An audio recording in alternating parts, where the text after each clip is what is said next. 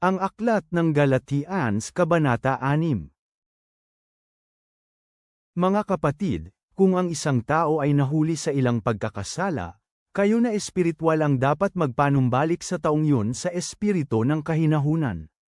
Bantayan ninyo ang inyong sarili, upang hindi kayo matukso. Buhatin ninyo ang pasanin ng bawat isa, at nang sa gayon ay matupad ninyo ang kautusan ni Kristo. Sapagkat kung sino man ang nag-iisip na siya ay mahalaga gayong wala siyang halaga, nililinlang niya ang kanyang sarili. Dapat suriin ng bawat isa ang kanyang sariling gawa. At sa ganun mayroon na siyang maipagmayabang sa kanyang sarili, na hindi kailangang ihambing pa ang kanyang sarili sa iba. Sapagkat babuhitin ng bawat isa ang kanyang sariling pasanin. Ang taong tinuruan ng salita ay dapat ibahagi ang lahat na mabuting bagay sa guro. Huwag magpalinlang, hindi madadaya ang Diyos. Anuman ang itinanim ng tao, yun din ang kanyang aanihin.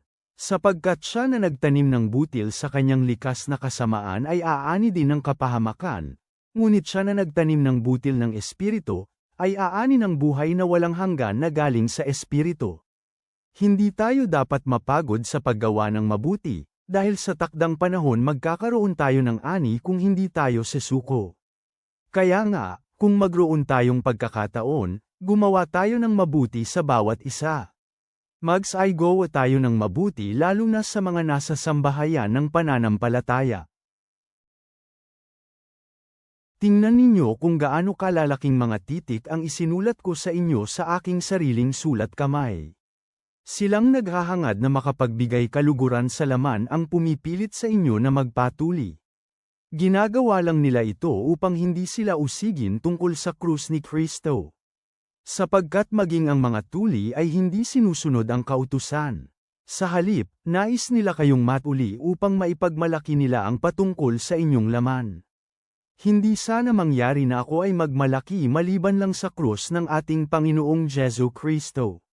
Sa pamamagitan niya ang sanlibutan ay napako sa krus sa akin at ako ay sa sanlibutan. Sapagkat hindi mahalaga ang pagtutuli o hindi pagtutuli. Sa halip, ang bagong nilalang ang mahalaga. Sa lahat ng mga nabubuhay sa ganitong patakaran, sumaka nila nawa ang biyaya at awa, at ganun din sa Israel ng Diyos.